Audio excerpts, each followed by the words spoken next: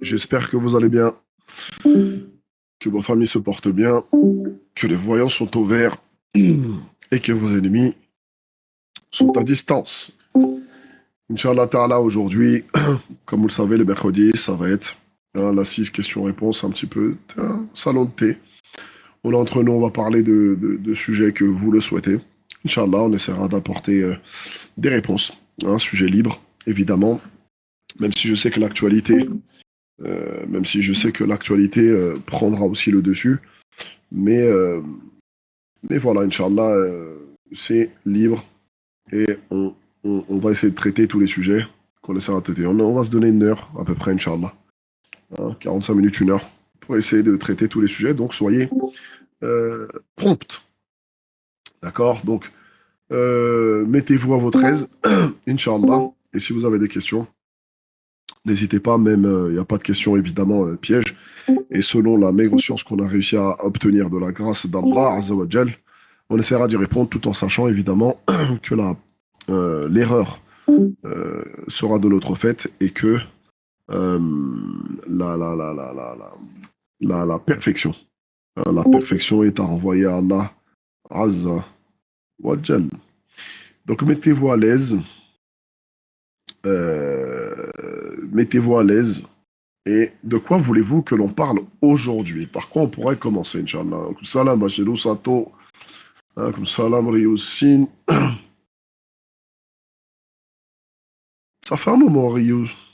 Ça fait un moment, Ryu, il me semble.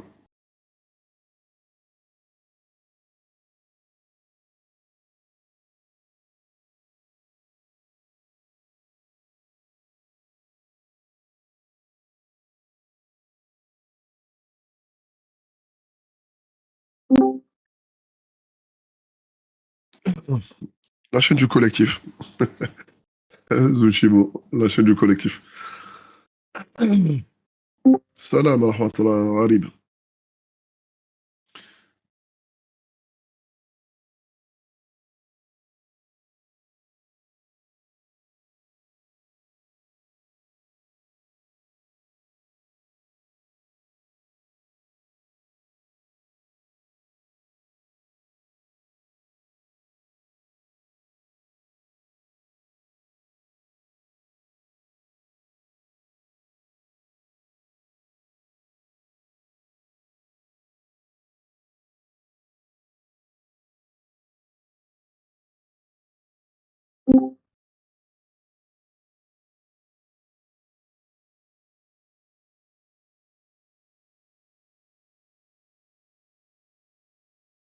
C'est intéressant.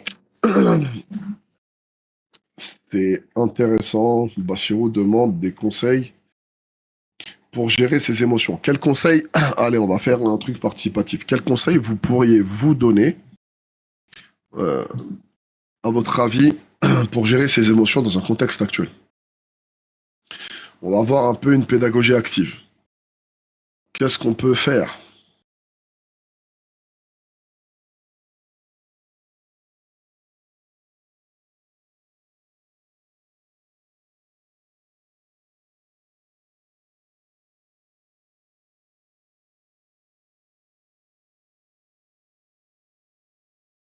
Tout ça là,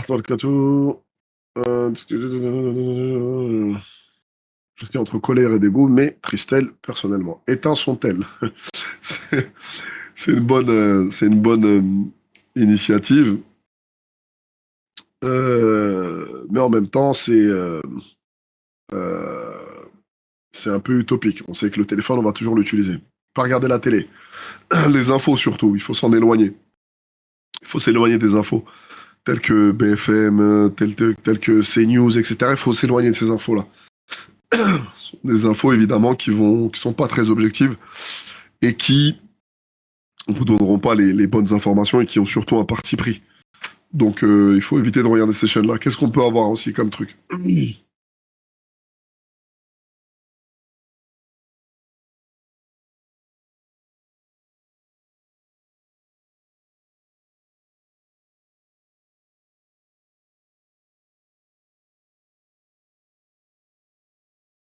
Se rappeler de la puissance d'Allah.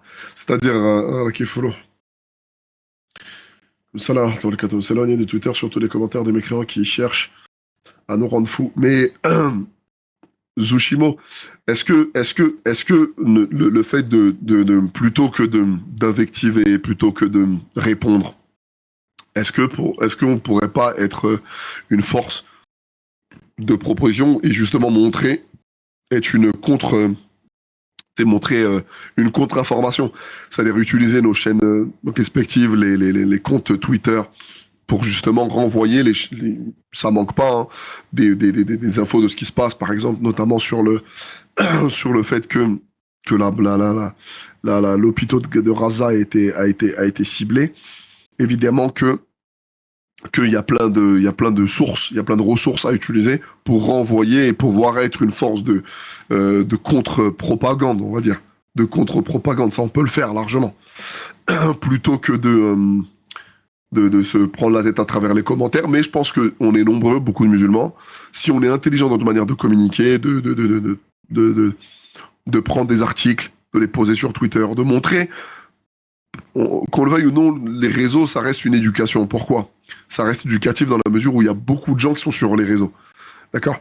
Donc ça veut dire que si on essaye, si on essaye d'être une éducation en amenant des infos, des vraies paroles, etc., mettre en avant l'hypocrisie du monde occidental, etc., je pense qu'on sera une bonne d'arbre. Euh, Identifier les causes de l'émotion et accepter de ne pas agir en fonction de celle-ci. Zeynep. Euh, oui, oui, aussi, bien sûr, identifier la cause de ses émotions, mais en même temps, c'est très compliqué, Zeynep, de ne pas. C'est très compliqué de ne pas être touché émotionnellement par ce qui se passe. De toute façon, n'importe quelle chose que l'on voit, on est inconsciemment touché. On est inconsciemment touché. Donc c'est très compliqué. Euh, c'est plus identifier les causes. Donc identifier les causes de l'émotion, c'est bien parce que c'est ce qui permet de la comprendre. Et généralement, quand on comprend une émotion, ça l'atténue. Ça, c'est vrai. Ça, c'est ce que Zeynep dit, c'est très vrai. Euh, euh, des personnes à avoir, s'entourer des bonnes personnes à avoir et avoir un bon environnement. Aussi, bien sûr, ça permet avoir un bon environnement dans toute la situation. Dire Alhamdoulilah, j'ai un médecin palestinien qui a perdu son père et son fils. Allahu Akbar.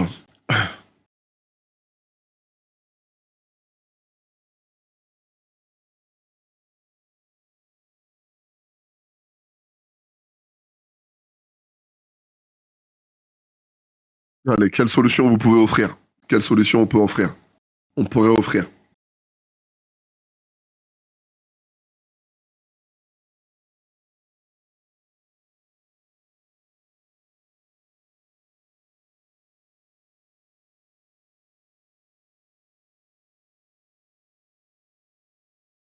Faire Dora, bien sûr. Prier à la mosquée, c'est une chose aussi, parce que c'est vrai que parfois, on montre, on a un zèle identitaire. Seulement, on ne veut pas rentrer dans. Il ne faut pas qu'on tombe dans le piège des autres communautés. C'est-à-dire d'avoir un zèle identitaire sur de notre religion, mais pas avoir une vraie vivacité, tu vois. Et parfois, et je pense que c'est aussi une des raisons pour lesquelles ils ne craignent pas beaucoup. D'accord? C'est parce qu'ils savent qu'on est loin des massagides, qu'on lit pas peut-être beaucoup le Coran, que nous-mêmes on n'y croit pas beaucoup. D'accord? C'est ce qui fait aussi qu'on ne respecte plus. Ça permet de savoir, bien sûr, c'est aussi quelque chose d'intéressant. Se renseigner, mais ça permet de savoir dans quel but, Bachirou. Bachirou, dans quel but, Bachirou? L'humanitaire, bien sûr.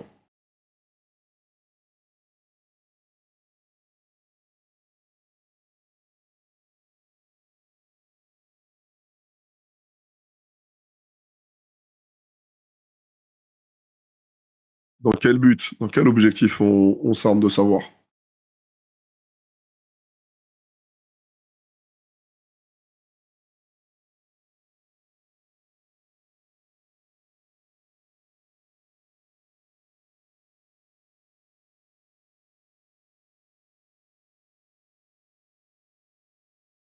Dans le but déjà bien, déjà dans le but de discuter. C'est important. C'est important d'ouvrir le dialogue. Ça, c'est une responsabilité que l'on a. L'un des gros problèmes, et c'est ce qui a fait qu'ils ont mis à notre place des gens qui se sont mis à parler pour nous. C'est-à-dire, il y a plein de gens qui parlent au nom de l'islam, mais en fait, ils ne connaissent absolument rien de cette religion. Mais c'est parce que notre gros problème, c'est qu'on ne communique pas assez. Donc, s'armer de savoir dans le but de communiquer, d'ouvrir le dialogue avec les gens, de ne pas avoir peur. D'accord. De ne pas avoir peur d'ouvrir le dialogue. Il n'est pas en direct sur YouTube, Oug. Il n'est pas en direct sur YouTube. Mais, euh, mais il faut absolument qu'on arrive à ouvrir le dialogue. Parce que quand on ouvre le dialogue, les gens se rendent compte qu'on est intéressant, qu'on connaît l'histoire, qu'on n'est pas des gens archaïques, juste attachés au culte. On est aussi des gens, on a une réflexion, on arrive à se faire une autocritique de la situation, mais aussi on apporte, on est force de proposition. Et ça, c'est des choses qu'ils doivent entendre. Donc il faut être capable d'ouvrir le dialogue et de montrer à quel point, mais en fait, vous avez face à des gens face à vous, des gens intelligents. Et c'est apaisant même, il y a des fois, moi ça m'est arrivé de discuter avec certaines personnes, et la crainte, elle a disparu à la seconde où en fait on a discuté, en fait, au départ, une grande crainte, et quand on s'est mis de parler, il s'est mis à comprendre, réfléchir, raisonner, et ça l'a aidé dans sa construction. Parce que malheureusement, il y en a beaucoup ils s'abreuvent à BFM TV. Hein. Il y en a beaucoup.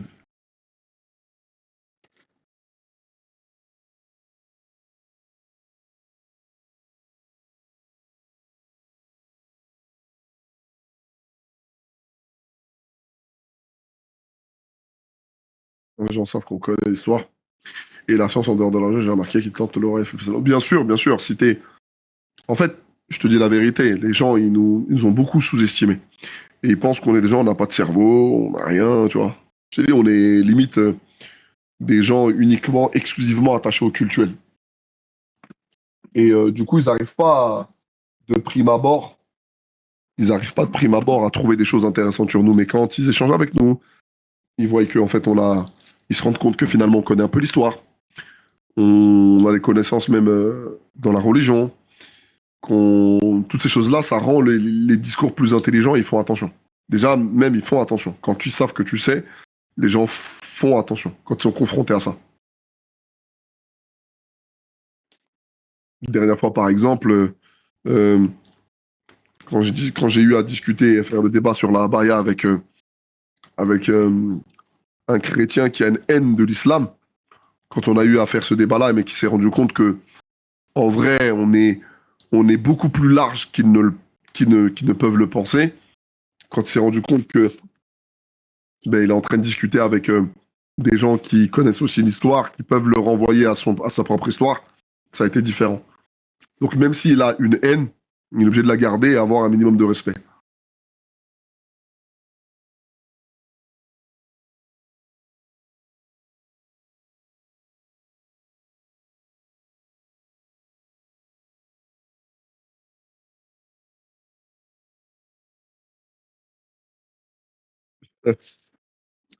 J'espère aussi, Bachirou, j'espère que ça lui a fait mal. Ouais.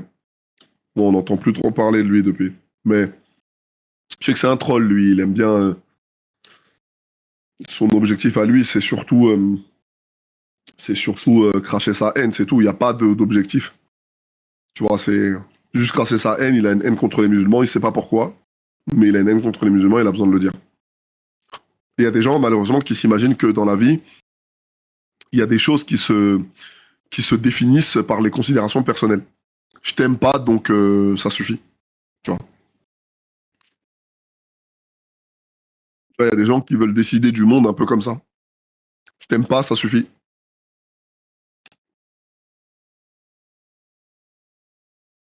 Le comportement des parents vis-à-vis des enfants. La responsabilité des parents vis-à-vis des enfants. Évidemment, le prophète sallam, il a dit, le hadith, c'est de lui trouver un beau nom. Le père, déjà, quand il se marie, lui,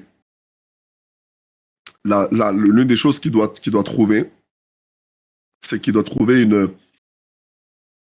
que ce soit l'homme ou la femme. De toute façon, très souvent, nous, dans le monde moderne, lorsqu'on se marie que pour nous. On pense un peu à notre on pense un peu à, j'ai employé un mot cru, mais vous allez comprendre, on pense un peu à notre gueule. Ça veut dire que moi, quand je me marie parce que je me marie à une plastique qui me correspond. La femme aussi, je me marie à une plastique qui me correspond. Et finalement, on se pose pas des questions si la personne avec qui je me marie, elle a les qualités et les compétences pour pouvoir éduquer mes enfants. Est-ce que cet homme-là avec qui je me marie, est-ce que lui, il a les compétences, les qualités requises pour pouvoir s'éduquer et s'occuper de mes enfants? En fait, quand on se marie, quand tu te maries avec quelqu'un, tu te projettes. Tu te projettes beaucoup plus loin qu'une question purement de shahwa, purement de plaisir charnel, tu vois. Donc ça veut dire que tu vas et tu te poses la question. Outre le fait qu'elle me plaît, qu'elle est à mon goût, mais est-ce que cette personne-là, elle a les compétences et les qualités nécessaires pour pouvoir s'occuper de mes enfants? Surtout aujourd'hui, par exemple, dans les couples modernes. Tu sais, aujourd'hui, les hommes et les femmes d'aujourd'hui, déjà, ça arrivait dans notre temps déjà. Parce que nos parents, ils ont... Comment t'expliquer? Nous, surtout dans la région parisienne, enfin la deuxième partie nord de la France, on est souvent première génération d'immigrés. Dans le sud, la partie sud, souvent deux, voire troisième génération ou plus, si affinité d'immigrés. Donc ce sont des gens qui ont déjà une mentalité assez différente. Mais surtout dans la première partie, en tout cas dans la partie nord de la France, souvent il y a des premières générations d'immigrés. Nos parents, ils sont arrivés avec le souci euh, de donner un nouveau destin à sa famille. D'accord? Il n'y a pas de souci de la religion, il n'y avait pas ce souci-là. Euh, euh, Ce qui se passe, c'est que après, donc ils ont travaillé, etc., etc. Et la fierté, enfin entre guillemets, la fierté, elle est surtout arrivée avec la fierté religieuse. Elle est revenue avec les enfants.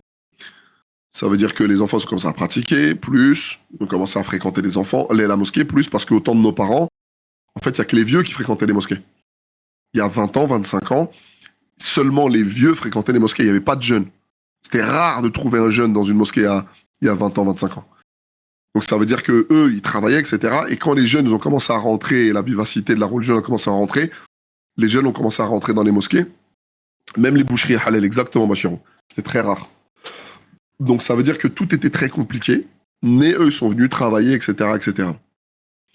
Et du coup, nos parents, miskin, ils ont trouvé un monde. Quand vous regardez le monde entre les milieux des années 90 jusqu'à nos jours, le monde, il a eu une accélération exceptionnelle, en fait. On se rend pas compte le changement qu'il y a eu chez nos parents, parce qu'ils ont connu l'ancien monde et le nouveau monde. Et ça a été très compliqué pour eux de se calibrer.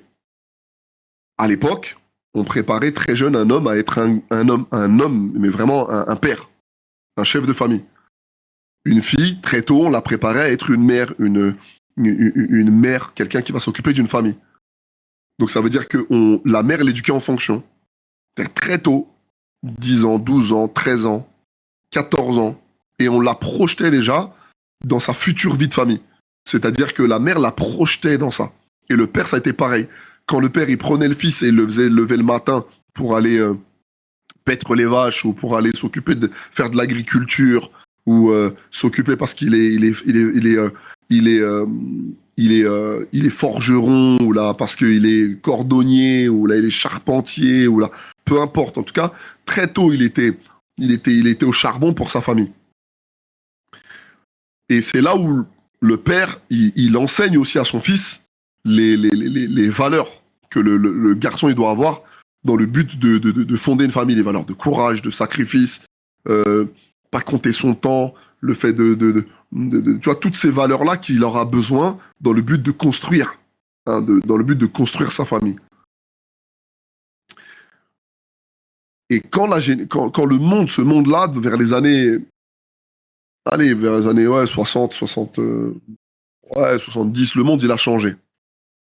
Et on a accéléré vers le monde industriel et le monde, il a totalement changé. Et là, c'est comme si finalement, parfois, ça arrive souvent à nos mères, elles cherchent à avoir une seconde vie derrière leur fille. Tu vois, souvent ça arrive, ça. Ça veut dire, voilà, ce que j'ai pas pu vivre, eh ben toi, vis-le. Et c'est là où on a commencé à avoir ces discours-là. Ah, mais tes jeunes profitent de ta vie. Tes jeunes profitent, tes jeunes profitent, tes jeunes profitent. Et finalement, le fait d'avoir eu ces discours-là, en fait, on a loupé un moment important de, dans la construction, d'accord on a loupé un moment important dans la construction, si vous voulez, de, de, de, de l'enfant, en fait, dans la construction psychologique de l'enfant, dans le monde qui va vivre demain. Pourquoi? Parce on l'a projeté dans un monde euh, très fantasmé, un monde qui n'existe pas.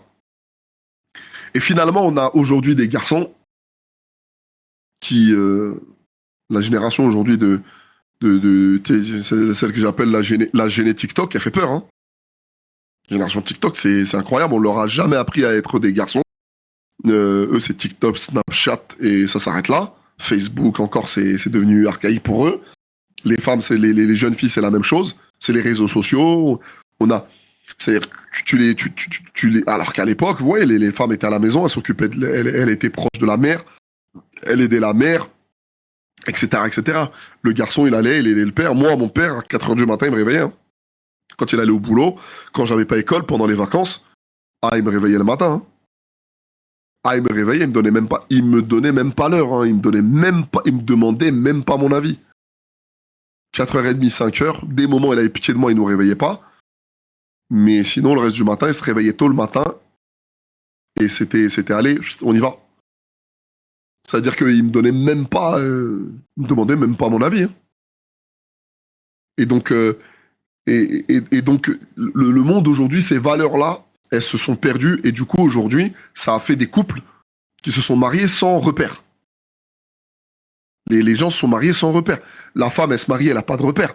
Je parle de notre génération, hein, de première génération d'immigrés. Elle n'a pas de repère. Parce qu'on l'a pas formée à devenir un homme, pas formée à devenir une femme. Et quand il y a 20 ans, euh, euh, on était aux alentours d'une vingtaine d'années, d'accord, entre 18 et 20 ans, et ben finalement, ouais, ça a été très compliqué, en fait. Parce qu'on a dû tout apprendre sur le tas. Et si vous remarquez bien, même de notre génération, il y a beaucoup de gens qui ont fini par divorcer une fois, deux fois, parce qu'en fait, il n'y a pas de toutes ces valeurs en fait qu'on se doit d'apprendre pour pouvoir euh, fonder une famille, etc. Ça, on n'a pas appris.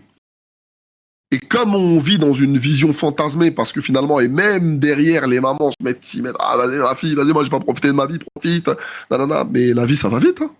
La vie ça va vite. Hein. Tu clignes de l'œil. T'as 20 ans, tu clignes l'autre œil, t'as 25 ans, t'éternues, t'as 30, et finalement, tu te rends compte que t'es allé très vite et tu rentres dans une vie, mais on t'a jamais formé à ça. T'as jamais formé à être une mère, t'as jamais formé à être un père, t'as jamais formé à expliquer quelles sont les valeurs que tu vas avoir besoin. Pour être une bonne femme, quelles sont les valeurs que tu vas avoir besoin pour être un bon époux, un bon mari. En fait, ça, on le sait pas. On l'apprend sur le tas. Et ça a créé de très grandes catastrophes. Et là, et parce qu'on parce qu'on se projette pas. Par exemple, le premier travail, c'est déjà, on ne sait, déjà sur nous-mêmes, on ne s'est pas projeté. Et quand on se marie pour nous. Pour notre gueule. Imaginez-vous, déjà, on n'est pas fini. Et on se marie que pour nous. Allez, pour une plastique, mais on ne sait même pas si la plastique, homme ou femme, hein, je parle des deux, hein, elle a les qualités, les compétences pour s'occuper de mes enfants. Est-ce qu'elle a les qualités, les compétences pour s'occuper de trucs? On se pose pas ces questions-là. Parce que la personne, même une personne qui a de la science, ça se trouve, elle n'a pas de pédagogie. Eh oui.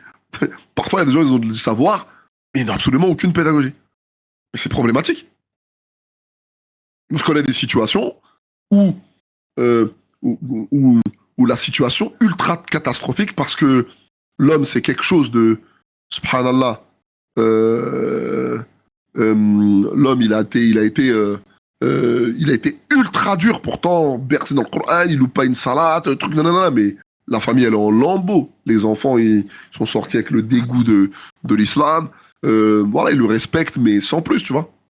Et ça a eu l'effet même inverse sur sa femme. Tu vois. Donc c'est très compliqué. Il y a des situations, c'est très compliqué quand t'as pas de pédagogie. Donc tout ça, il faut trouver des solutions pour essayer de voir en fait qu'est-ce qu'on veut, qu'est-ce qu'on attend et aussi se projeter sur nos enfants. Prophète sallam, qu'est-ce qu'il a dit à ce niveau-là? il avait expliqué par rapport aux enfants, il avait dit de lui trouver un bon nom. Choisis-lui un bon nom, parce qu'un homme, il était venu le voir. Il est venu voir et il est parvenu voir le prophète sallam, il a dit quels sont les droits des parents sur les enfants. Et il a dit c'est le fait de lui choisir de l'éduquer, de lui apprendre l'islam, de lui choisir un beau nom. Parce que parfois on lui choisit un nom, ça va être la cause de la risée. Et de lui choisir une bonne éducatrice. Le droit, c'est un droit pour l'enfant de lui trouver une mère qui va être en mesure de l'éduquer. C'est son droit. Et ça, c'est à l'époque, je crois, de Omar ibn Khattab même, je crois. Oui, une histoire. Mais il est venu se plaindre et de l'injustice de son fils. Et quand il lui a posé cette question, il lui a dit tu as été injuste envers lui avant qu'il soit injuste envers toi. Parce que, il n'a pas respecté l'une de ses règles. Le nom, il n'est pas beau, parce qu'il a été la cause de beaucoup trop de moqueries. L'éducatrice, sa mère, elle s'en fout. C'est-à-dire que les vraies valeurs, elle lui enseigne pas. Et de l'autre côté, il lui a pas appris l'islam. Donc ça veut dire que être parent, c'est cette triple responsabilité. Mais en même temps, être parent, c'est pas facile. C'est pas évident, surtout de nos jours. Tu vois, le jour être parent, faut pas croire que c'est chose aisée. C'est pas évident d'être parent, donc il faut aussi avoir, surtout de nos jours. Parce qu'à l'époque, par exemple, il y a 20 ans, on pouvait dire à nos parents, ils pouvaient nous dire, par exemple, imagine quelqu'un qui a un parent qui fume, il pouvait dire à son fils, n'approche pas de cette connerie. C'est de la merde, ne touche pas à ça. Mais aujourd'hui, c'est-à-dire que, mais aujourd'hui, si tu ne fumes pas, si tu fumes, tu peux pas dire à ton fils fume pas. Tu peux pas dire à ton fils fume pas. C'est impossible. Parce qu'il te suivra jamais. Il faut qu'on vit dans une ère d'exemplarité. C'est-à-dire qu'aujourd'hui, si tu n'es pas exemplaire, ton enfant ne te suit pas. Tu peux pas dire, il y a un temps, tu pouvais dire à ton fils, parce que toi tu bois, ne touche pas à ça. Et ton fils, cet enfant, il pouvait se construire avec ce conseil. Aujourd'hui, si tu bois, le fils, il fait pareil. Et si tu lui dis, mais je t'ai dit de ne pas boire, mais il va dire, t'es marrant. Toi-même, tu bois. Toi-même, tu vois, tu me demandes de ne pas boire. Donc, on vit dans une ère d'exemplarité. Donc, mais il faut... c'est une grande responsabilité. C'est une grande responsabilité d'être parent. Parce que, évidemment, c'est... Comme il a dit le prophète sallam, vous êtes tous bergers, vous serez tous responsables de votre bergerie. L'homme est berger de sa famille, la femme est berger de sa maison, etc., etc. Donc ça veut dire que l'homme, il va répondre de tout ce qui s'est passé de chez lui. Tout ce qui s'est passé. Maintenant, ça ne veut pas dire que tu es responsable dans l'absolu. C'est-à-dire qu'il y a des choses, évidemment, tu as essayé, tu as lutté, mais ça ne fonctionne pas. D'accord? Ça ne fonctionne pas, et donc c'est de la responsabilité de tes... c'est de la responsabilité, évidemment, maintenant, de la personne en question. Donnez-moi un exemple dans le Coran, par exemple, de parents pieux et d'enfants qui est parti un peu en vrille. Donnez-moi un exemple. Luqman, je suis pas sûr. Non, Luqman, non. Mais Nour, par exemple, oui, Nour, par exemple, un autre exemple dans le Coran.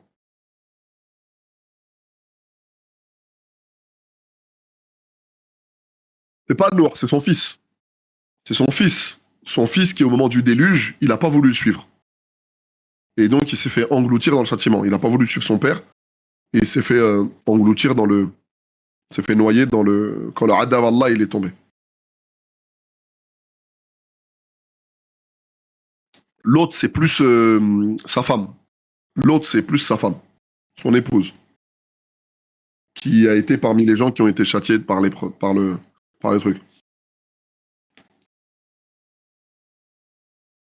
Les frères de Youssouf. Ouais, les Beno Israël, mais je parle vraiment d'un... Les enfants, évidemment, ils ont commis un tort en mentant à leur père et en le mettant dans le puits. Mais il les a parus, il les a pardonnés à la fin. C'est une très belle histoire, hein, Sourate 12. Wallah, celui qui l'a pas lu, c'est une magnifique histoire, Sourate 12. D'ailleurs, Allah, il en parle au début la sourate. Euh, ouais, il y a Qabil, oui, il y a Qabil. Hmm.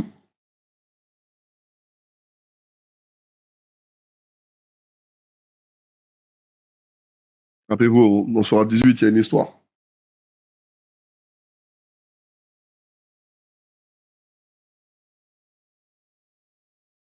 Dans sourate 18, il y a une histoire, est-ce que vous en rappelez? Sourate Kaf, ouais.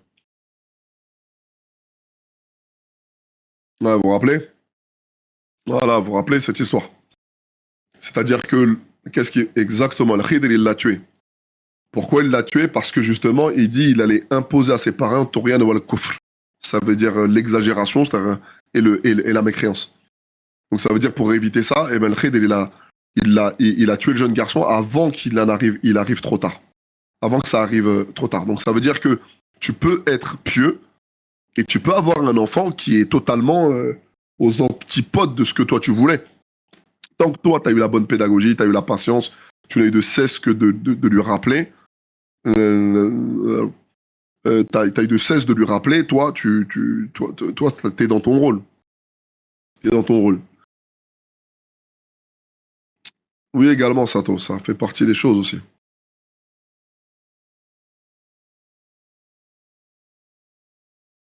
Euh, J'espère avoir été avoir été complet sur cette question, Inch'Allah. Ou Ta'ala, peut-être des choses que j'ai pu oublier, n'hésitez pas.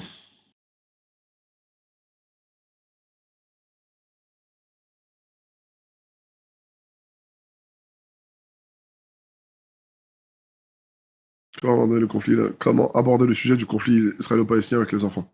Pour pouvoir les éclairer et les mettre au courant de ce qui se passe surtout, avec tout ce qui se dit. J'ai pas d'enfant, mais je vais t'intéresser d'avoir la réponse. Bah écoute, Ralib, c'est le faire de l'histoire. Faire de l'histoire, leur expliquer quelle est la Palestine et expliquer l'histoire de la Palestine. Et expliquer comment ils en sont arrivés là, etc., etc., etc. Il faut rentrer dans l'histoire. Après, il faut pas non plus, il faut aussi faire attention euh, parce que tout le monde n'est pas juste face à l'injustice. Euh, Parmi nous, même parmi les adultes, moi, il y a des gens à qui j'ai refusé de parler géopolitique parce que je les savais très fragiles. Parce que c'est une responsabilité. Parmi beaucoup de gens qui ont pris leur bagage, sont partis faire du terrorisme, c'est des gens ils ont câblé, en fait. Quand ils ont vu des gens, des enfants, quand ils ont vu des enfants morts, des femmes, des fillettes, ça fait mal, en fait. Il faut pas croire que c'est quelque chose de facile à accepter. Donc, moi, il y a des gens à qui j'ai refusé de répondre parce que je les connaissais très fragiles. Donc, il faut pas non plus parler du conflit palestinien dans l'objectif de faire grandir en eux une haine qui va être euh, ingérable après quand ils vont grandir avec. D'accord? Parce que c'est ingérable. Il y a beaucoup de gens qui décident d'aller dans des groupes armés, surtout dans les pays en guerre, parce qu'ils ont vécu dans la guerre tout le temps et dans la souffrance. C'est très facile, ils ont grandi avec de la haine et c'est très dur pour eux. Donc, c'est euh, c'est ultra compliqué, donc il faut faire attention quand on parle de ce conflit. Il faut le parler au bon moment, d'accord? Il faut le parler au bon moment avec les bons mots et tout en lui disant, Merlène, calme-toi, tu vois, ceci, cela, voilà, voilà, voilà, je lui explique. Il y a des choses évidemment qu'il aura besoin d'entendre, mais voilà, le bon moment, je pense que c'est déjà c'est déjà la moitié du travail. Si tu lui parles de ce conflit-là au bon moment, ça va.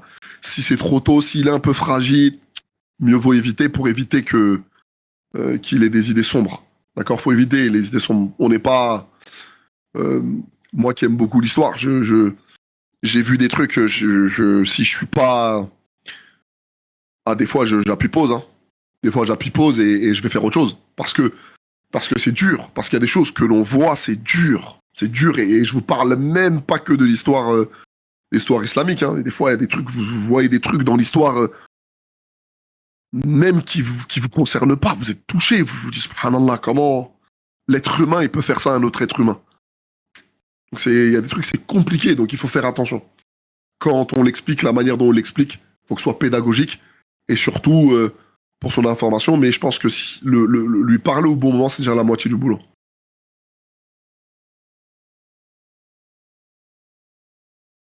Est-ce que c'est pas le capitalisme qui a accéléré l'athéisme chez les hommes?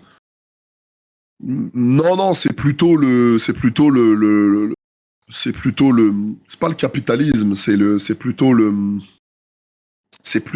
là, c'est pas, en tout cas,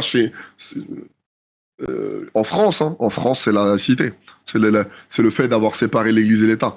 C'est le fait d'avoir condamné, c'est le siècle des Lumières, surtout c'est eux qui ont tout arraché. Parce que malgré la Révolution, quand on regarde le concordat de Napoléon, il a été accepté que le catholicisme était la religion de la majorité des Français.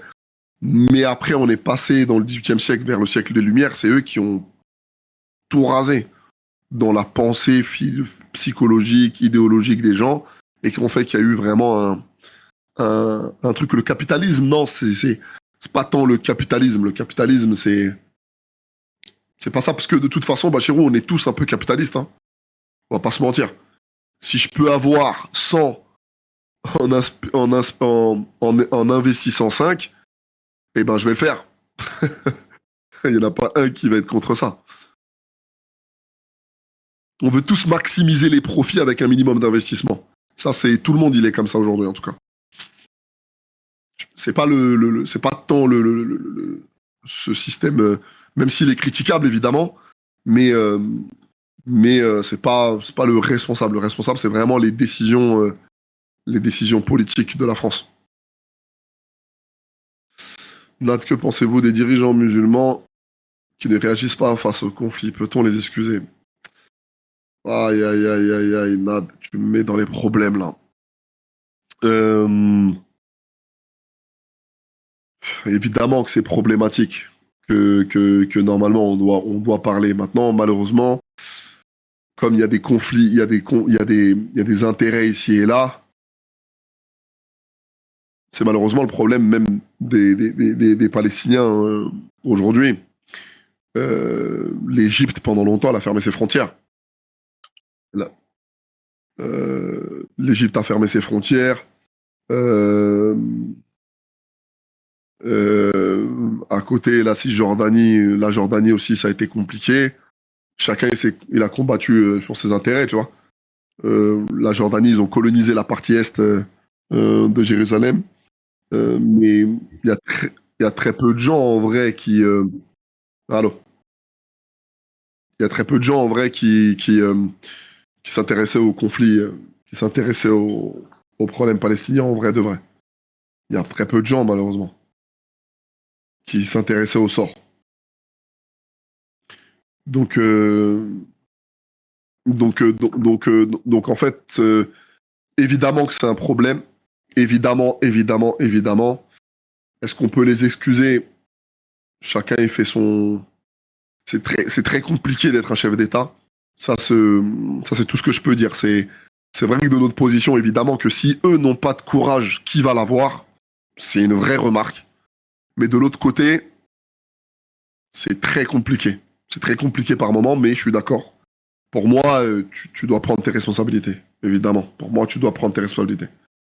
Pour moi, chacun, en fonction il doit mettre les intérêts de côté et il doit être capable, il doit être en mesure de mettre en avant, euh, de communiquer réellement. Et c'est d'ailleurs même pour ça qu'on nous respecte pas. Parce que si le monde musulman, déjà, il n'est pas unanime sur sur ces questions-là, pourquoi voulez-vous qu'il nous respecte? Pourquoi voulez-vous qu'il nous respecte?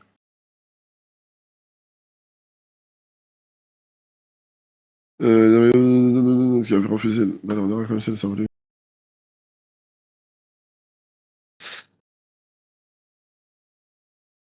le boycott, ça fonctionnait. Le boycott, ça fonctionne. Ça peut fonctionner, mais il faut vraiment que ce soit une décision politique. C'est-à-dire, qu'est-ce que Poutine il a fait, par exemple? Poutine, non pas que c'est un exemple, hein, mais quand il y a eu les premières mesures économiques contre lui, eh ben, qu'est-ce qu'il a fait? Il a dégagé tout ce qui est McDonald's, toutes les sociétés, les multinationales, il les a dégagées, hein. Il les a dégagées de Russie. Ça veut dire qu'en gros, tout ce qui était Michelin, etc., tous ceux qui voulaient pas jouer le jeu, il les a sortis. Et c'est ces mesures-là. Mais qu'est-ce que tu vas faire tu veux boycotter un McDo, un McDo au Maroc, un McDo. Tu, tu veux faire quoi en vrai? Tu vois? C'est ça, c'est ça en vrai. McDo Arabie, ils vendent du coca. Tu vois, il y a des boycotts. Donc ça veut dire qu'il y a des trucs. En fait, il faut que ce soit une vraie décision politique. Si c'est une décision politique, ça peut leur faire mal. Mais on va faire quoi? C'est déjà, on est dans une économie très mondiale. Ça peut fonctionner, mais il faut qu'on le fasse tous ensemble. Tu vois, faut qu'on le fasse tous ensemble.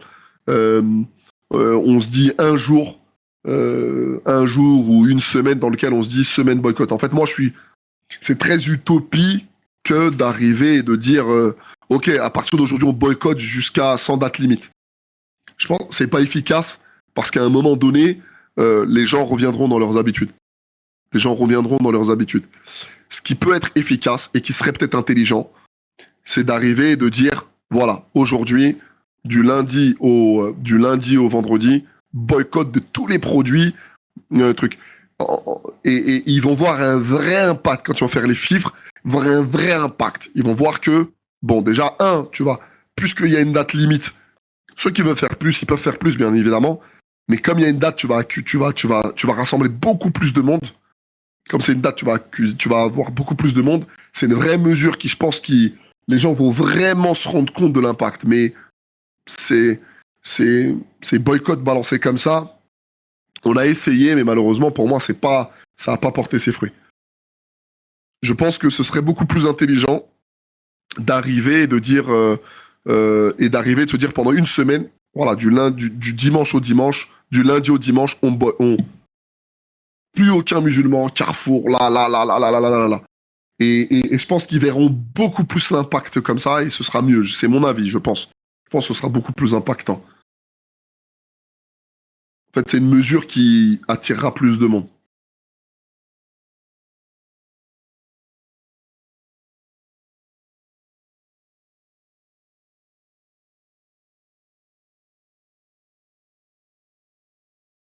Ah, dis ça. Alors, tu pourrais me parler du Mahdi. Bah, le Mahdi, qu'est-ce que tu veux savoir sur le Mahdi? Le Mahdi, ce qui nous est annoncé de lui, c'est que c'est quelqu'un qui va venir de la descendance du prophète sallallahu alayhi wa sallam.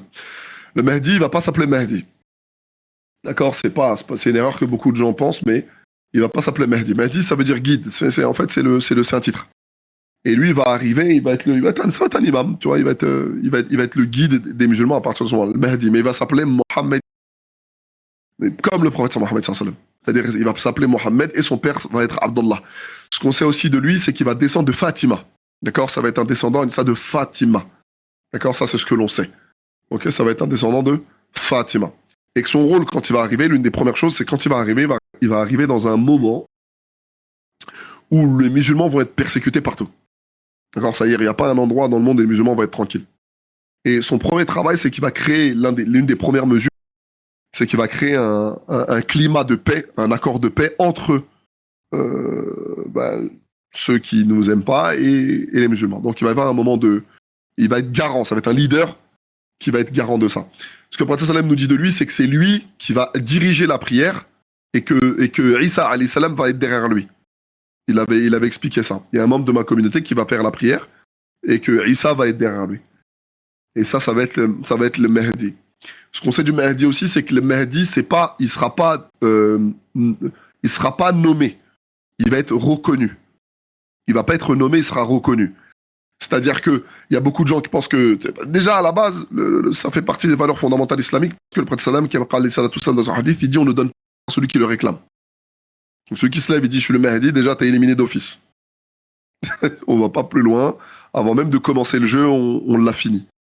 Et là, on vit dans un monde où il y a beaucoup de gens qui s'autoproclament Mahdi, malheureusement, et à l'eschatologie.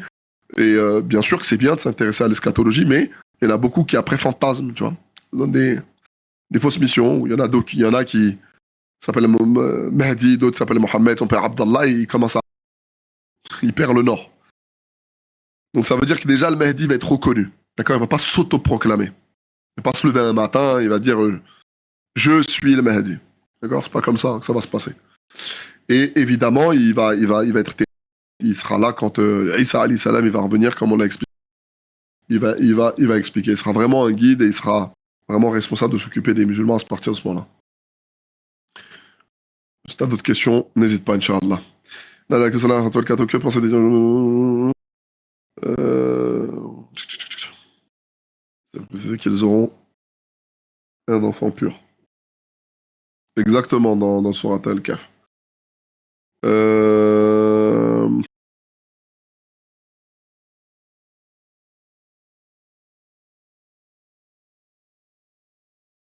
Combien de gens sont allés combattre aller combattre aux côtés des Ukrainiens? Alors, j'ai pas de chiffre exact, mais il y en a pas mal. Mais il y en a pas mal, surtout, surtout, c'est pas officiel. Parce que, évidemment, que si Poutine s'il y a une annonce officielle comme quoi la France, par exemple, ou un autre pays belligérant va s'intégrer dans le conflit et va donner des hommes, et ben direct, Poutine déclarera la guerre. Il va déclarer la guerre à ce pays-là. C'est pour ça que Poutine, il a bien fait en sorte de mettre en garde Macron de ne pas aller trop loin. D'accord? De ne pas aller trop loin dans ses mesures et dans ce qu'il déciderait de faire. Ok, il y en a, ils ont commencé à apporter leur soutien logistique, mais au niveau soldats, ils n'ont pas apporté officiellement d'aide. Maintenant, on sait que il y a beaucoup de... Parmi l'armée ukrainienne, on sait qu'il y a beaucoup de gens d'extrême droite. Beaucoup de gens de nazis, en fait, de nazis et d'extrême droite. Ça, on le voit à travers leur logo, etc., etc., on les reconnaît. Beaucoup de gens d'extrême droite sont partis, justement, de l'Europe, hein. D'Europe, sont partis rejoindre le contingent armé ukrainien. On n'a pas le chiffre officiel, on n'a pas de chiffre officiel parce que c'est censé être... mais il y a beaucoup d'extrême droite. En fait, si vous voulez, en Ukraine, l'extrême droite a été utilisée comme les terroristes sont utilisés dans certains pays dans le but de dégager un gouvernement, etc., etc. Ça veut dire que c'est ce qui s'est passé en Ukraine. Là, on utilise les extrêmes droites dans l'objectif, justement, de faire une résistance. C'est à peu près la même chose. Ça, c'est un procédé qu'ils ont toujours, les Occidentaux, ils ont toujours utilisé ça. Les marginaux, vas-y, venez, allez là-bas, vous êtes chaud, vas-y, allez. On va vous offrir de la logistique et vous allez faire le travail. Vous allez faire le taf. Donc, oui, bien sûr. Bien sûr que les gens d'extrême droite, les nazis, etc., ils sont utilisés comme sont utilisés dans le monde musulman les terroristes.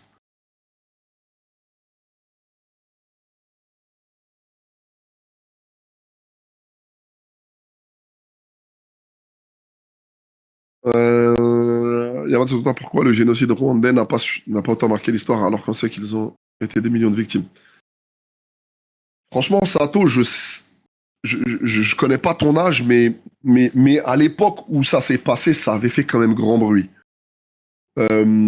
Maintenant, les causes du génocide rwandais,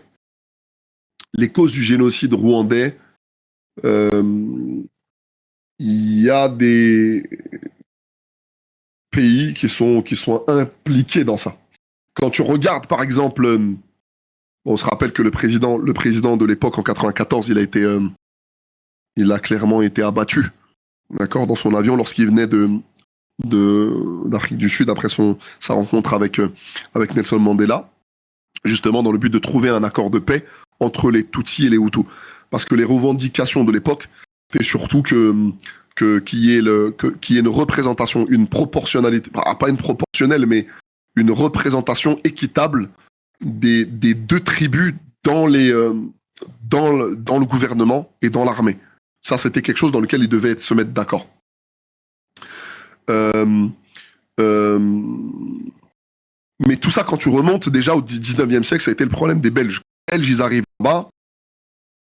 Les Belges, ils donnent le pouvoir aux Tutsis sur des critères purement arbitraires, alors qu'ils représentent que 10% de la population. Et 90%, c'est des Hutus. Donc c'était obligé qu'un jour ça allait péter. Donc après, ça a pété milieu du XXe siècle. Là-bas, il y a eu des agressions, des ci, des ça, parce que les Hutus, évidemment.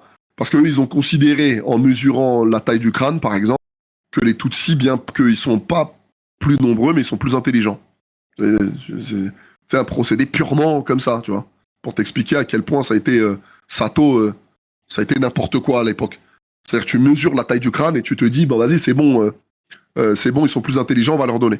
Donc c'est sûr, à partir du moment où tu fais ça, tu t'exposes à des problèmes. Et même, hein, on parle de petit parallèle avec ce qui se passe en Palestine. Ça veut dire que, mais vous croyez qu'est-ce qui est en train de se passer, c'est de la faute de qui? C'est de la faute de tous les Occidentaux. C'est de la faute de tous les Occidentaux, comment ils ont géré le bébé, comment ils ont géré le Moyen-Orient. Ils se sont, les Anglais, la France et l'Angleterre, comment ils se sont partagés le Moyen-Orient, et c'est leur manque de courage, en fait, leur manque de courage au conflit qui a créé les problèmes. C'est pas le problème des Arabes de l'époque ou même des Palestiniens, c'est pas un problème juif.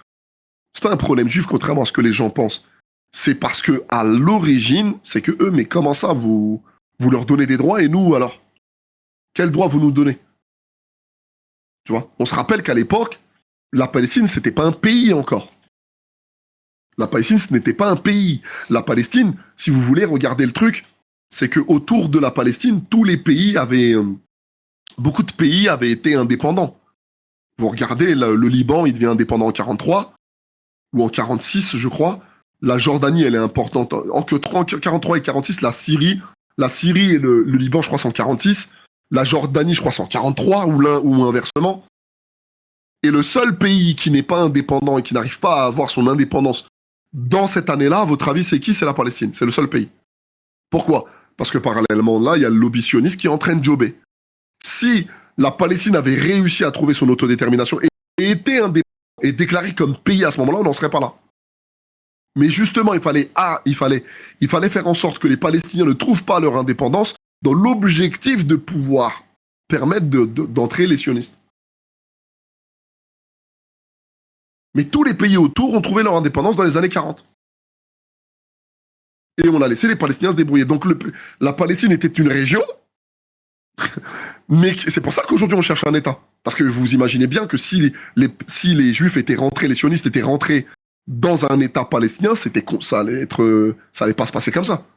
Mais parce que c'était une région, ils se sont posés là-bas et ils ont donné leur avis. Ouais, vous pouvez aller là-bas. Et le malheur, c'est qu'ils n'étaient pas indépendants à ce moment-là. C'est le malheur qu'ils avaient. C'était une région, mais ils n'étaient pas indépendants. Et donc, quand tu fais le parallèle avec le Rwanda, c'est le manque de. C'est pareil, donc c'est le manque de courage. Parce que, en vrai de vrai, le conflit qu'il y a entre le Rwanda, dans le Rwanda, qui a ramené au génocide dans les années 90, fin des années 80, début des années 90, c'est-à-dire que ce conflit-là, il vient en réalité d'un conflit qu'il y a entre les Anglais américains d'un côté et les Français de l'autre. C'est une lecture qu'on vous dira jamais. Parce que à cette époque-là, parce que la guerre au Rwanda a donné quoi juste derrière? La guerre au Rwanda a amené la guerre aux. Tout de suite derrière, la guerre est tombée au Zaïre. Parce qu'en vrai, le Rwanda était un endroit stratégique. Il fallait pas que ça tombe, parce que ça tombe. Et d'ailleurs, les premiers présidents qui sont partis là-bas, qui sont partis, les présidents du Zaïre, une fois qu'il a été des Rwandais. Hein. C'est des origines rwandaises. Donc ça veut dire que en vrai, parce qu'il y a quoi au Zaïre? Et le Zaïre, ça appartient à qui? Le Zaïre, ça appartient aux Français. À l'époque, il y avait Mobutu. Parce que derrière, il y a eu, il y a du diamant. Il y a des matières premières. Tu vois. Donc ça veut dire qu'il y a des grandes matières dont ils étaient un enjeu. Donc vous avez à l'est, dans les pays autour du Rwanda, tout ce qui est Ouganda, Kenya, tous ces pays-là, c'était des pays qui étaient contrôlés par les Anglais et les Américains. Et finalement, lorsqu'il y a eu le premier conflit dans les années 80, beaucoup de Tutsis ont été dans les pays aux alentours. Le Ouganda, le Kenya. D'accord? Donc tous ces pays-là, ils vont là-bas et ils se font former. Ils se font former par les Américains et ils reviennent dans les débuts des années 40. Parce que l'objectif, c'était de faire tomber le gouvernement. C'est pour ça que beaucoup de gens disent que c'est un soldat même, c'est un missionnaire français qui a fait péter l'avion dans lequel était le président rwandais de l'époque. Et donc, quand il arrive et qu'il meurt, pourquoi? Parce qu'il a un traité de paix, parce que si on donne la moitié aux Tutsis, en fait, si on fait rentrer la moitié des Tutsis dans le gouvernement, la moitié des Tutsis dans l'armée, en vrai, on fait rentrer la moitié des Américains et la moitié des Anglais dans le gouvernement. Et c'était impossible à accepter pour Mitterrand à l'époque. C'était impossible à accepter. Donc, ils ont pris des mesures. Cette mesure-là, c'était justement de supprimer c'était que le président il soit supprimé. Et finalement, derrière, ça a donné lieu à cette guerre. C'est pour ça que, si vous vous rappelez bien, dans les mémoires de Mitterrand, qu'est-ce qu'il dit, Mitterrand? Il dit: les gens ne le savent pas, mais nous sommes en guerre contre les Américains.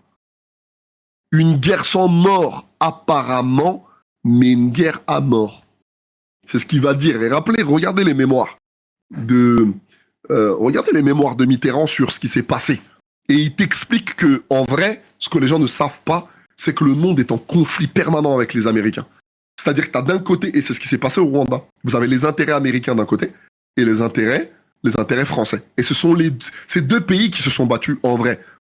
Qui se sont battus, et malheureusement, ça a été au détriment de ce génocide-là. D'accord? Ça a été au détriment de ceux qui ont été massacrés. Mais c'est souvent parce que c'est des problèmes mal gérés par les Occidentaux. C'est souvent ça qui donne lieu à tout ça. Parce que quand les Tutsis reviennent, c'est dans le but de tout arracher, de récupérer le pays. C'est ce qui s'est passé. C'est ce qui s'est passé. Donc il faut avoir une lecture un peu plus reculée. Mais malheureusement, à l'époque, en tout cas, ça avait fait beaucoup de bruit. Mais les vraies raisons, on n'en a pas parlé. Les vraies raisons, c'est des conflits entre deux puissances. Les vraies raisons, on n'en parle pas.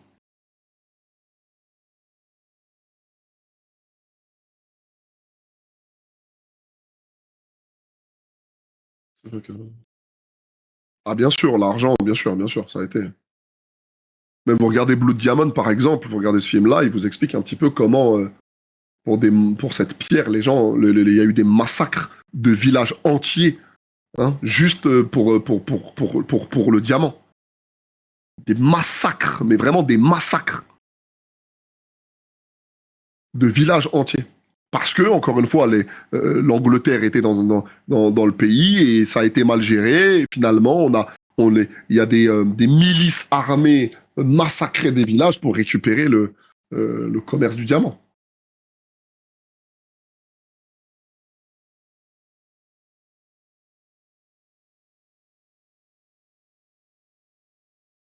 Chris, quand tu dis aller au front avec les Palestiniens, de quoi tu parles?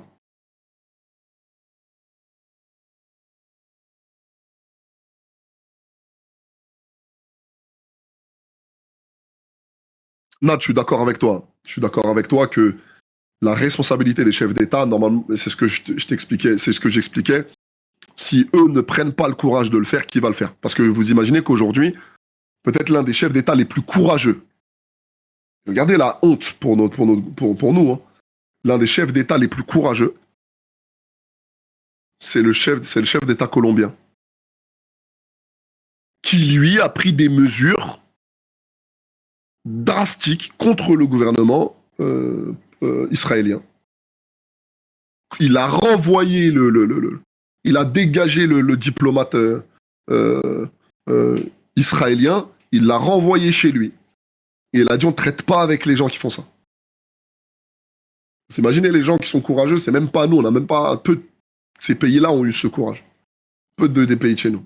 Donc oui, évidemment, je suis d'accord avec toi que si nous, on n'a pas ce courage, il n'y a personne qui l'aura. Mais voilà, ça rejoint un peu cette histoire de boycott, etc. Déjà, dans nos pays, si ça vend du McDo, du Starbucks, du KFC, mais on n'est pas crédible, en fait. On n'est absolument pas crédible.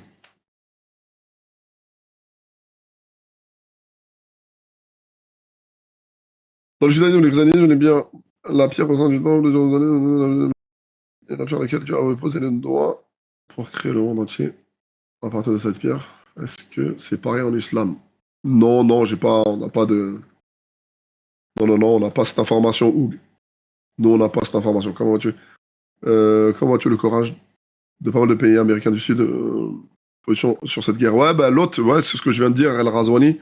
Ouais, c'est ce que je viens de dire. Les pays latino-américains ont eu plus de courage sur ce conflit, sur leur position que les nôtres.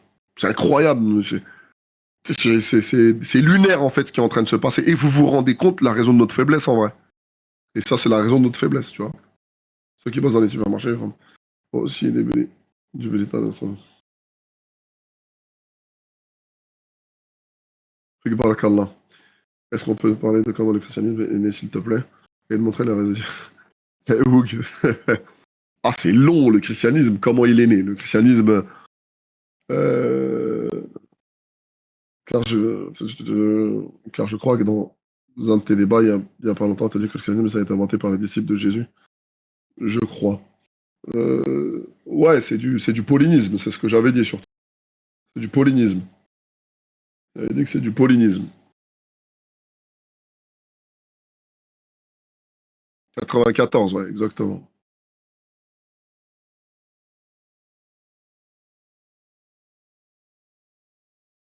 Donc, mais Sato, vraiment, le conflit à ce moment-là, c'était. On en avait beaucoup parlé. On en avait vraiment beaucoup parlé, mais cependant, on, voilà, on a fait comme si c'était un conflit entre deux tribus, tu vois. C'était pas. On cache les vraies raisons. On cache les vraies raisons pour lesquelles les peuples se sont rentrés dans les uns sur les autres, tu vois. On cache les vraies raisons.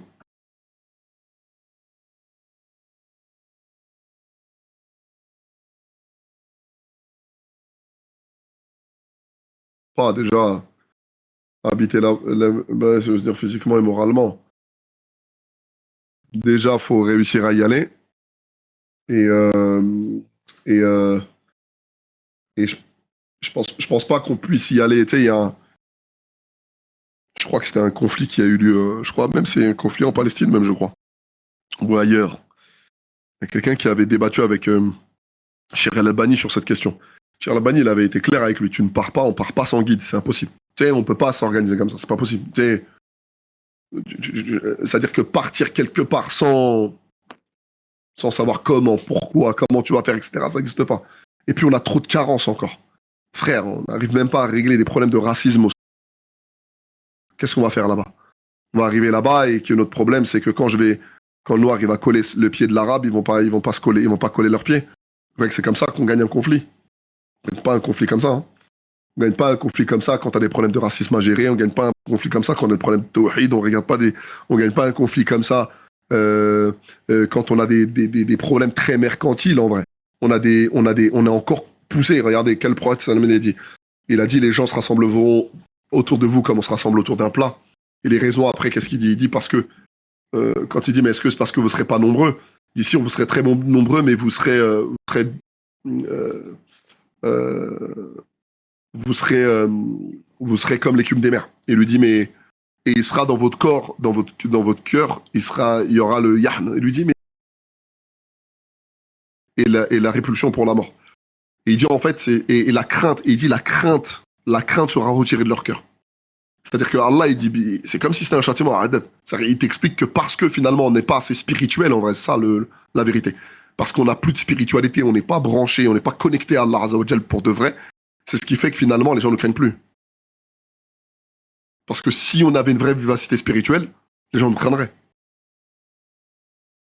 Donc c'est cette vraie vivacité spirituelle qui fait qui a disparu, qui fait que les gens ne nous craignent plus. Et qu'on se trouve dans des histoires comme ça. On a encore des histoires, on a trop de problèmes à régler. Donc c'est pas. C'est une solution si on est vraiment un groupe homogène, mais on n'est pas ce groupe homogène là. On n'est pas du tout ce groupe homogène. On n'est pas du tout ce groupe homogène. Et qu'est-ce qui va se passer? Un pays va vouloir y aller, ils vont se faire rétamer, un autre il va rétamer, le troisième. Et qu'est-ce qui va se passer? Eh ben, ça va empirer la situation des Palestiniens. C'est ce qui s'est passé avec le Hamas. Ce que le Hamas il est en train de faire, il ne pense pas du tout aux Palestiniens qui vivent à Gaza. Parce qu'ils attendaient que ça pour rentrer à Gaza. Ils n'attendaient que ça. Ils n'attendaient que ça. Que un faux pas et que les gens mouftent. Ils n'attendaient que ça. Ben, finalement, là, ils n'ont qu'une seule idée en tête, c'est de raser Gaza et que tout le monde. Et débrouillez-vous. Si vous voulez aller en Égypte, allez en Égypte. Si vous voulez aller. L'Égypte ne veut pas des Palestiniens. Les frères, on va atterrir, Inch'Allah. On va atterrir, Inch'Allah. Est-ce que tu veux nous expliquer le christianisme? Bah, le christianisme, quoi? Le christianisme, en tout cas, tel qu'on le connaît, il n'a rien à voir. Mais le christianisme tel qu'on le connaît, il n'a rien à voir. Okay. Jésus, quand il part, évidemment, après, il c'est entre les mains des apôtres. Mais si vous remarquez bien, dans les évangiles, il n'y a pas un seul évangile des apôtres. On a un évangile, parce qu'un évangile de Luc qui est l'élève de Paul, on a un évangile de Marc qui est l'élève de Pierre, on a un évangile de Matthieu dont on ne sait absolument pas, il n'est pas reconnu que ce soit lui le disciple de Jésus. Quand vous regardez Matthieu 9,9, on voit que c'est celui qui était sur un péage. Et Jean, c'est un livre qui a été écrit au deuxième siècle, fin du premier, début du deuxième siècle. Les évangiles, donc déjà, il y a eu 12 apôtres, et même si on pourrait, c'est un truc qui est dans la critique textuelle exclu, mais même si on attribuait Jean et Matthieu comme auteurs de ces textes-là, en fait, il y en a simplement que 2 sur les 12, les autres, on ne sait pas. Ils font partie des évangiles apocryphes, des évangiles cachés. De l'autre côté, ce sont des évangiles, les 4 évangiles dans leur rédaction sont plus anciens que les épîtres de Paul. Les épîtres de Paul sont écrits aux alentours des années 50. On regarde Actes des apôtres d'après ce que nous dit Acte 9 ou Acte 10. On sait que, en fait, lui, il aurait reçu une vision, etc., qui n'est pas du tout clair du tout, mais qu'il aurait reçu une vision, etc. Et c'est lui le premier à avoir des écrits sur les plus anciens écrits sur Jésus. En fait, c'est des évangiles de Paul. C'est des épîtres de Paul. Et après, le plus ancien évangile, c'est l'évangile de Marc qui date de 70. Ensuite, l'évangile de Luc et de Matthieu qui date de 80 à peu près, 80-90. Et l'évangile de Matthieu qui date de fin du 1er siècle et début du... L'évangile de Jean, pardon. C'est l'évangile de Luc et Matthieu, l'évangile de Jean qui est le plus ancien, qui est le plus récent. El Mohim, donc, comme le dit quand tu regardes l'épître de Luc au premier, quand tu regardes l'évangile de Luc au premier, il te dit plusieurs ont entrepris d'écrire des récits, des choses qui ont été accomplies dès le commencement. C'est-à-dire que lui, il t'explique quand tu regardes Luc 1 à 3, qu'en fait, lui, il est en train de faire des recherches. Et que lui, c'est le fruit de recherche. D'accord? C'est le fruit de recherche. Il n'était absolument pas témoin oculaire. D'accord? Il était absolument pas témoin oculaire. Autre chose, donc ça veut dire que en fait, l'évangile que tu vois aujourd'hui, en fait, c'est lui qui met en avant le dogme de la rédemption par le sang, etc., etc.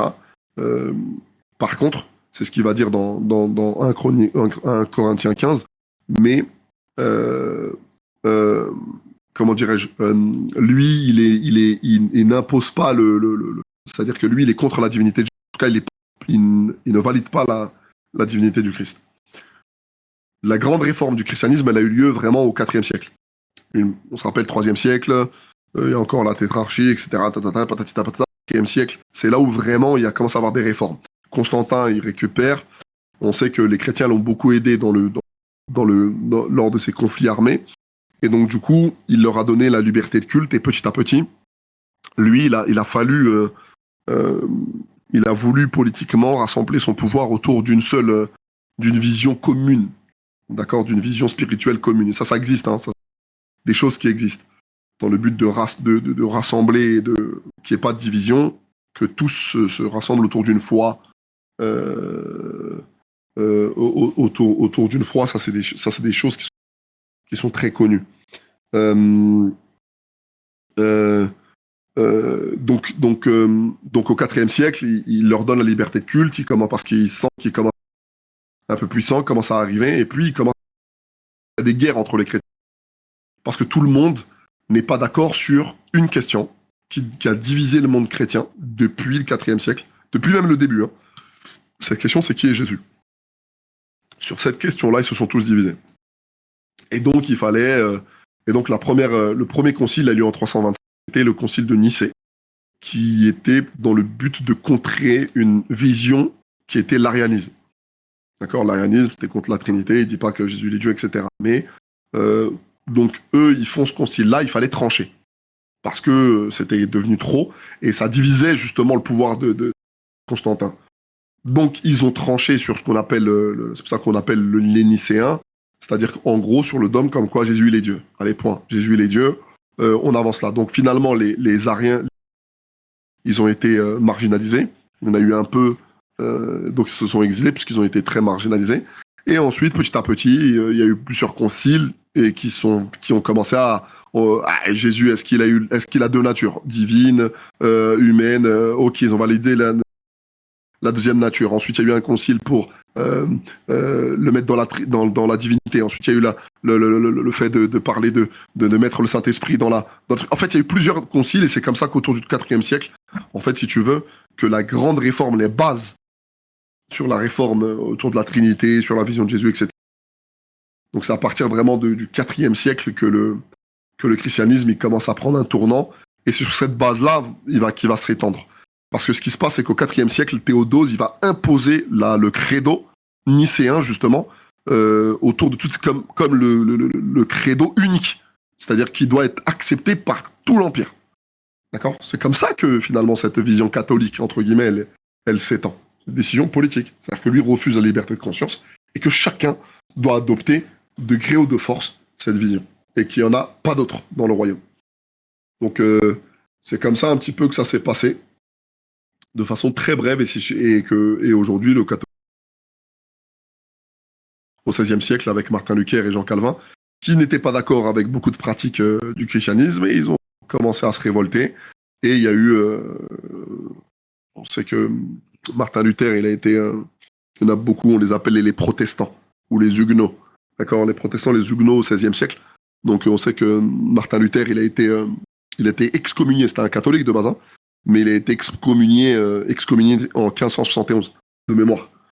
1571, excommunié, et puis beaucoup se sont exilés en Hollande ou en Allemagne. D'accord ? En Hollande ou en Allemagne. Ils ont été très durs vis-à-vis d'eux. Il y a eu la guerre des religions. D'accord ? Ça a fait le schisme entre eux. D'accord ? Le schisme entre eux. Il y a eu aussi un premier schisme qui a eu lieu 6 siècles plus tôt. Ouais, 5 siècles, au Xe siècle, avec justement les chrétiens d'Orient. Les chrétiens d'Orient, sur la question du filioque. D'accord ? Sur la question du filioque. D'accord ? Est-ce que le Saint-Esprit procède du Père ou est-ce que le Saint-Esprit procède du Fils ? D'accord ? Ça a été Ouais. Ça a été le filioque, ça a été l'un des arguments ça a été l'une des raisons. Ils se sont divisés et chacun l'a fait. Et aussi, ils avaient fait plusieurs conciles dans lesquels ils avaient exclu, dans lesquels ils avaient exclu les chrétiens d'Orient et ça les avait mis en rogne quelque part. Donc le monde chrétien s'est divisé autour de cette question-là. Il y en a, ils sont d'accord, double nature, d'autres contre. Il y en a qui sont, plein de courants autour de cette question-là sur qui est Jésus. C'est comme ça qu'ils se sont divisés. D'accord, c'est comme ça qu'ils se sont divisés le monde chrétien. Donc non, ce ne sont pas les musulmans qui ont un problème avec l'identité de Jésus, avec le fait que qui est Jésus, c'est les chrétiens eux-mêmes. C'est les chrétiens eux-mêmes. Bon, je t'ai fait un truc express, hein, Oug, mais j'espère que ça a pu t'aider.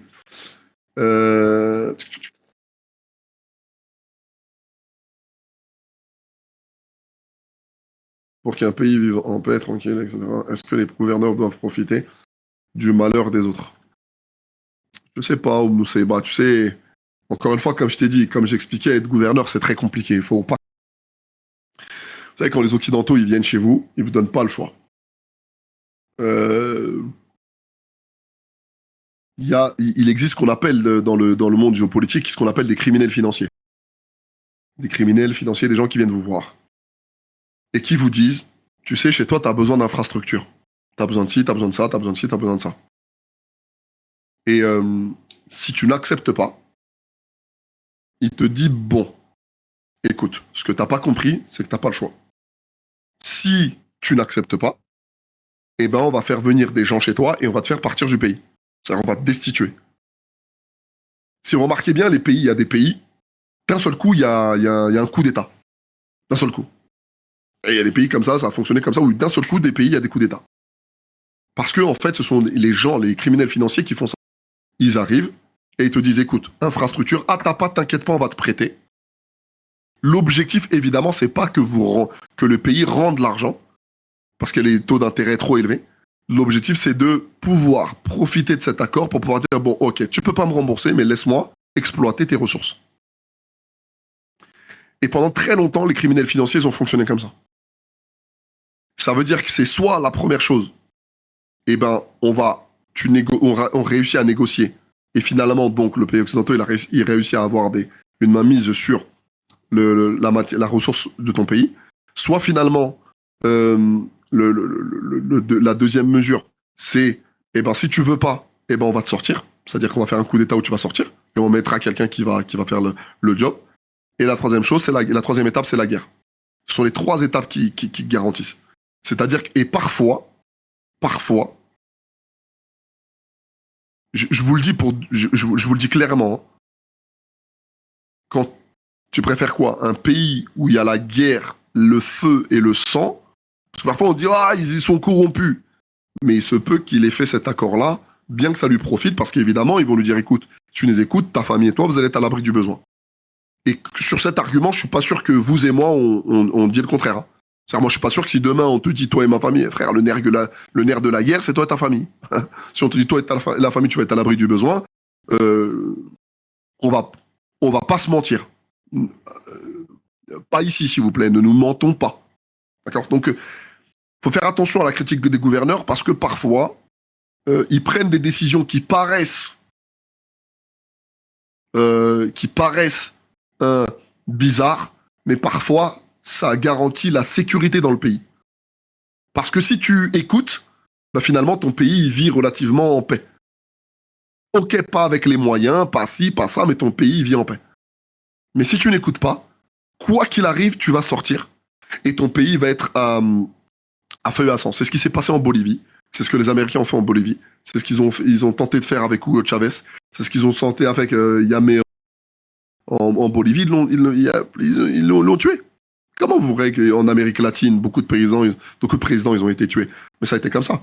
Beaucoup de tentatives avec la famille Castro à Cuba. Mais parce que, en fait, c'est comme ça qu'ils procédaient. D'accord c'est comme ça qu'ils procédaient. Donc ça veut dire il faut, parfois, vraiment, il faut faire très attention de ne pas être... tu sais, la critique des gouverneurs. Être gouverneur, ce n'est pas simple. Être gouverneur, ce n'est pas simple. Tu as le poids et tu as la responsabilité de beaucoup de gens derrière toi. Et donc, tu peux pas arriver à prendre une décision comme ça et finalement te retrouver dans une... Ton peuple, il va être détruit. Ton peuple, il va être détruit, tu sais pas. Parce qu'ils vont pas te laisser. Quoi qu'il arrive, ils trouveront un moyen pour te destituer. Ils vont trouver un moyen pour te destituer. D'une manière par le coup d'État ou par la guerre civile. C'est ce qui s'est passé en Irak.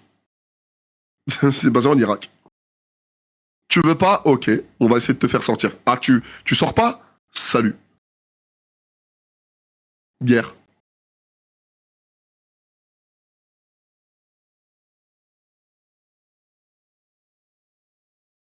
Donc c'est pas simple.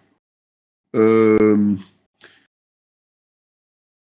c'est pas simple d'être gouverneur. Évidemment qu'ils seront jugés pour ce qu'ils font, mais attention à ne pas aller trop vite.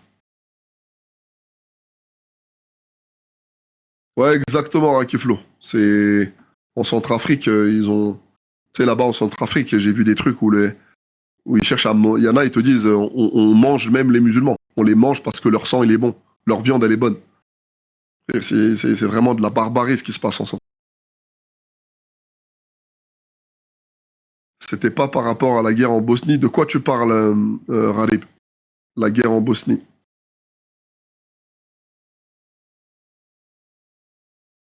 Après, je connais pas l'histoire. Si tu vas là-bas, tu reviens en France. Déjà qu'ils ont mis ce genre. Déjà qu'ils ont mis ben, bien sûr à trois pays, mais ça, tu sais pourquoi ils nous ont mis la gifle à ce moment-là, c'est parce que chacun combat pour ses propres intérêts. Il n'y avait pas vraiment de cause palestinienne à ce moment-là. C'est juste on voulait pas les voir là, mais finalement, je crois vraiment que si c'était battu pour l'honneur du musulman à ce moment-là, vous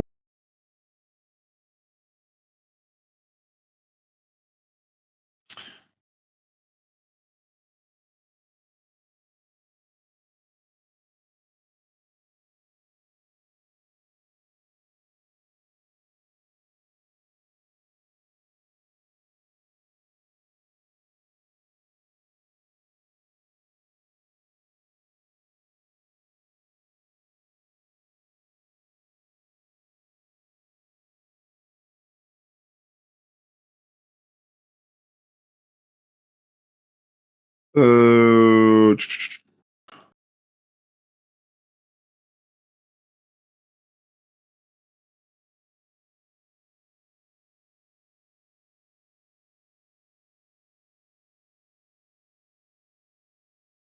Qu'est-ce qui est je peux te le dire.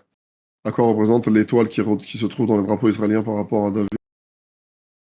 Euh, l'étoile, l'étoile, elle représente comme symbole les, représenterait, d'après ce qu'ils disent, oh, c'est un truc sommaire, hein, je vous le dis un sommaire, hein, c'est pas. Mais représenterait les 6 jours. Les 6 jours auxquels les cieux et la terre auraient été créés. Et le centre serait le 7e jour. Je représenterais le Shabbat, si vous voulez. Je représenterais le Shabbat.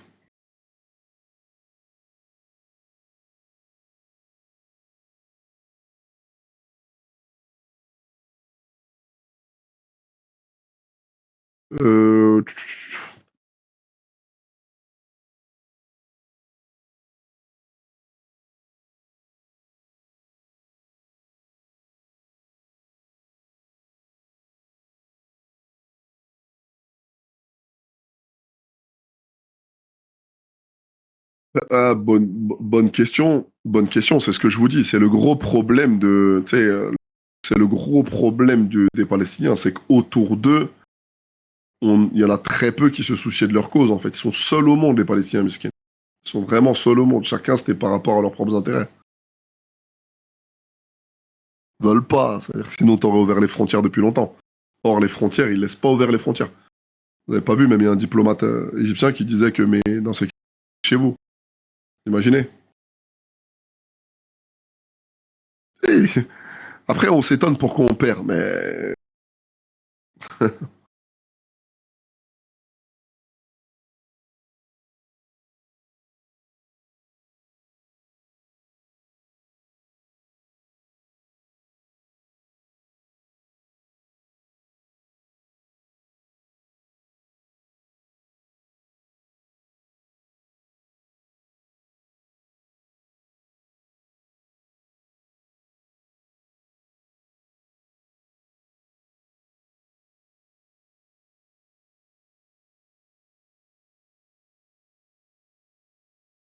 c'est dans la Torah.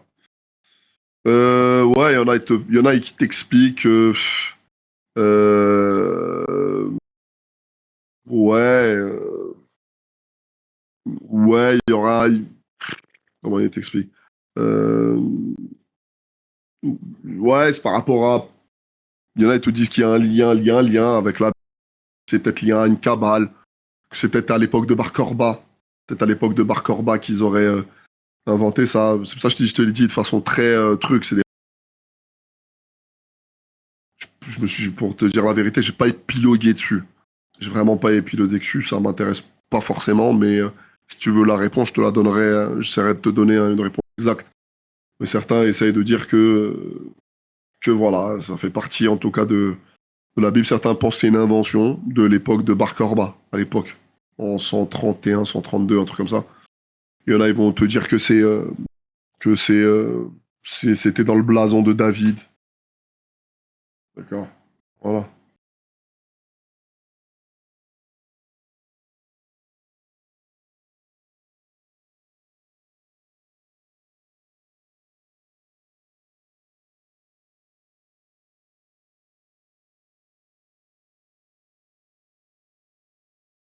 Ouais, ouais, comme je te dis, je me renseignerai mieux, Jetmir, mais vraiment sommaire.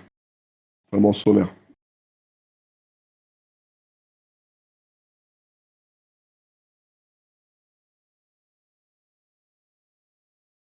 Oui, bien sûr, Nad, bien sûr.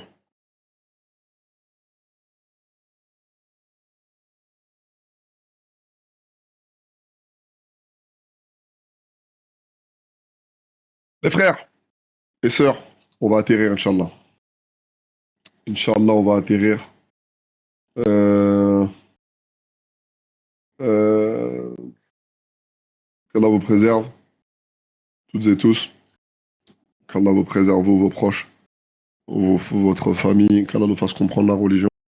qu'Allah vienne en aide à toutes les personnes qui souffrent dans le monde, qu'Allah vienne en aide à nos frères et sœurs palestiniens, à nos frères et sœurs en Inde, à nos frères et sœurs ouïghours, à nos frères et sœurs rohingyas. Qu'Allah Azzawajal vienne en aide à toutes les personnes qui souffrent dans le monde. Nous, on est contre toute injustice, évidemment. On est contre tout acte de terrorisme, donc Allah préserve tous ces gens qui nous préservent du mal des terroristes et des effets contraires aux terroristes. Qu'Allah Azzawajal nous fasse comprendre qu'Allah nous pardonne nos fautes, passé, présent, futur, volontaire, involontaire, petit, grand. Qu'Allah nous fasse comprendre notre religion, nous maintienne unis, nous rassemble au plus haut degré du paradis. Qu'Allah vous préserve. Toujours, on a une reconnaissance extrême pour votre assiduité dans nos assises. Évidemment qu'Allah vous récompense. Vous récompense pour ce que vous faites, pour votre participation au quotidien, de nous soutenir, évidemment, au quotidien. Qu'Allah vous préserve et vous récompense. Qu'Allah Azzawajal récompense aussi nos modérateurs et modératrices pour le travail exceptionnel qu'ils font au quotidien. C'est pas facile. Donc, mais sachez qu'on est reconnaissant de ce que vous faites. Qu'Allah vous récompense et vous donne une part non négligeable de nos efforts. Inch'Allah. En tout état, en tout cas, qu'on se retrouve, Inch'Allah, Inch'Allah, fi Jannat al-Fardaus. Et on fera un coin, on appellera le Discord, le coin Discord. Inch'Allah, qu'Allah vous préserve. On se dit à bientôt, Inch'Allah. Rendez-vous demain aux assises de demain, après-demain, samedi, dimanche. On est là, on est ensemble jusqu'à décembre et on renouvellera le pacte à partir de décembre. سبحانك اللهم وبحمدك أشهد أن لا إله إلا أنت وإليك سبحان ربك رب العزة عما يصفون وسلام عليكم الحمد لله رب العالمين